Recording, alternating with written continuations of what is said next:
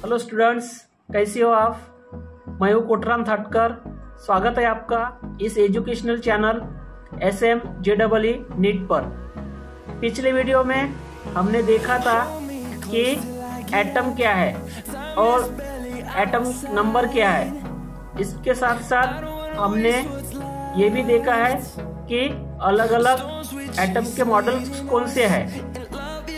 तो दोस्तों, आज इस वीडियो में हम देखने वाले हैं वैलेंसी क्या होती है, आइसोटोप्स क्या होते हैं और आइसोबार्स क्या होते हैं।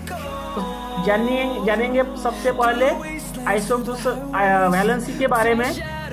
तो वैलेंसी यानी क्या होती है दोस्तों, कि ये वैलेंसी जो है ये कोई भी एलिमेंट की कंबाइनिंग कैपेसिटी होती है।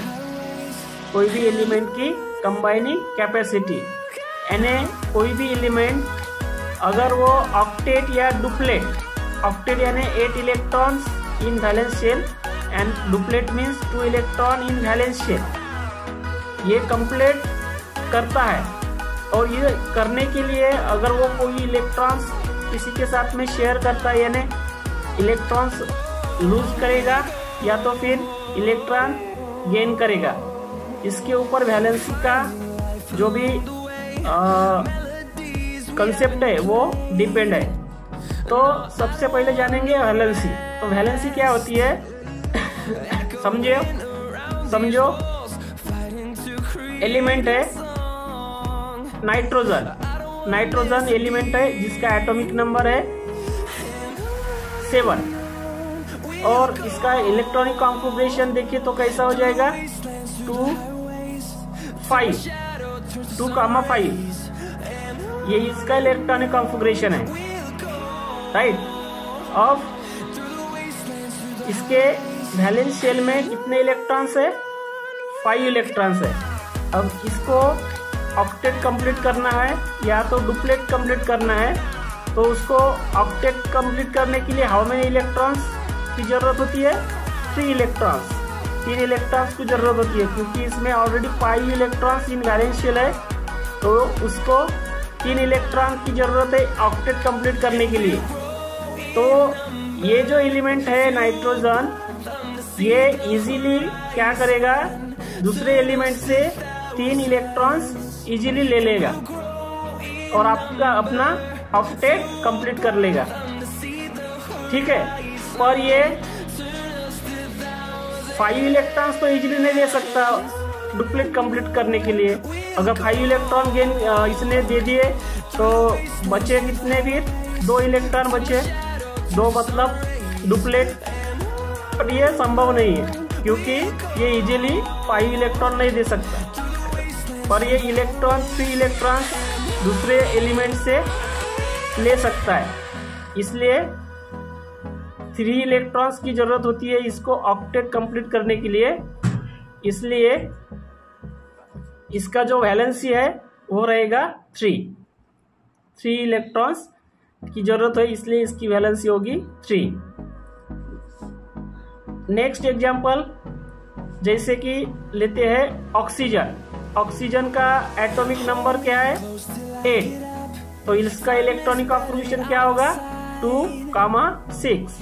तो इसके वैलेंस शेल में कितने इलेक्ट्रॉन्स है, 6 इलेक्ट्रॉन्स।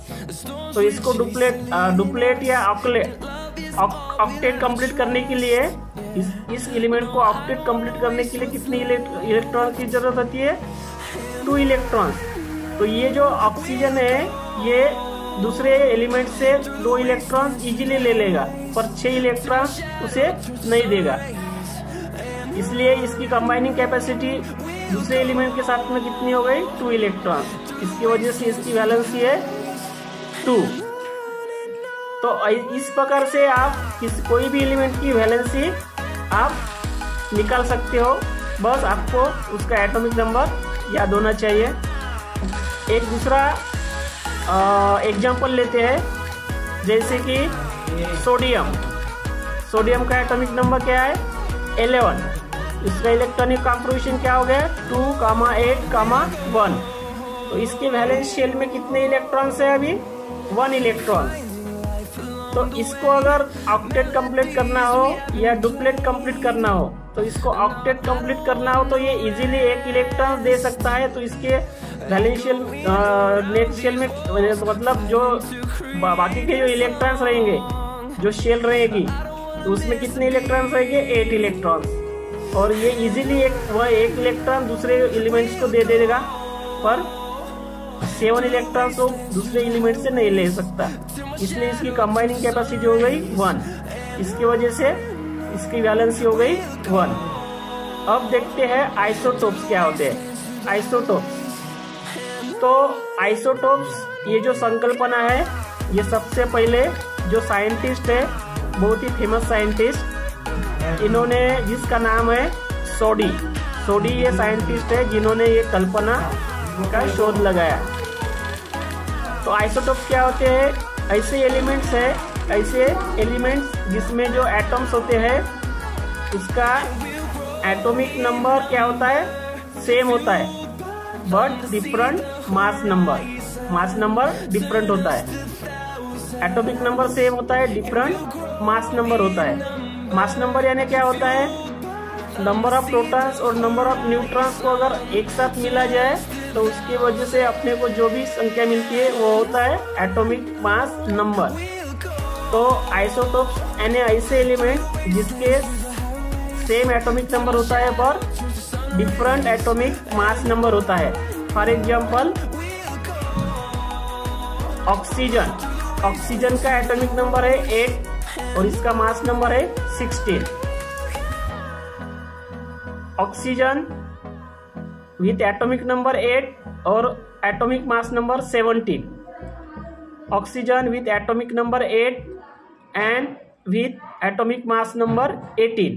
तो इसमें हमने क्या देखा है कि जो ऑक्सीजन है इसका एटॉमिक नंबर सेम है, पर इसका एटॉमिक मास नंबर क्या हो रहा है? चेंज हो रहा है, इसलिए इसको क्या कहते हैं? आइसोटोप्स कहते हैं। फॉर एग्जांपल हाइड्रोजन लेते हैं। हाइड्रोजन का एटॉमिक नंबर है 1। तो इसका जो अपन एटॉमिक आइसोटोप्स लेने वाले हैं उसमें आता है hydrogen 1H1, 1 is atomic number and 1 is mass number. 1H2, 1 is atomic number, 2 is atomic mass number. 1H3, 1 is atomic number and 3 is atomic mass number. तो एटॉमिक नंबर हाइड्रोजन का same है पर उसका मास नंबर चेंज हो रहा है, इसलिए ये भी क्या है? आइसोटोप्स है। पहला जो है 1H1 उसको कहते हैं हाइड्रोजन, दूसरा है 1H2 इसको कहते हैं ड्यूटेरियम, और तीसरा है ट्रिटियम दैट इज 1H3। ये हो गया आइसोटोप्स के बारे में। और अभी देखते हैं आइसोबार्स क्या होते हैं। तो आइसोबार्स क्या होते हैं कि जिसका एटॉमिक मास नंबर सेम होता है पर एटॉमिक नंबर चेंज होता है। ऐसे एलिमेंट्स के एटम्स को कहते हैं आइसोबार्स। आइसोबार्स जिसमें एटॉमिक मास नंबर सेम होता है और उसका जो एटॉमिक नंबर होता है वो चेंज होता है, डिफरेंट होता है। जैसे एग्जांपल लिया जाए तो argon with atomic number 18 and its mass number is 40। Then potassium with atomic number 19 but its mass number is 40। Calcium with atomic number 20 and mass number is 40। Here mass number जो है वो same है पर उसका atomic number change हो रहा है और उसकी वजह से एलिमेंट भी क्या हो रहे हैं? चेंज हो रहे हैं। तो आइसोबार्स में क्या होता है? एटॉमिक मास नंबर सेम रहता है पर एटॉमिक नंबर चेंज होता है। तो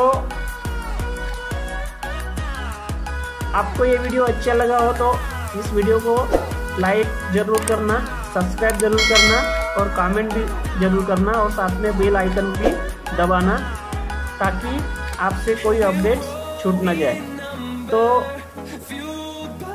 आज के लिए इतना ही, मिलते हैं तब तक के लिए, मिलते हैं अगले वीडियो में। Thank you.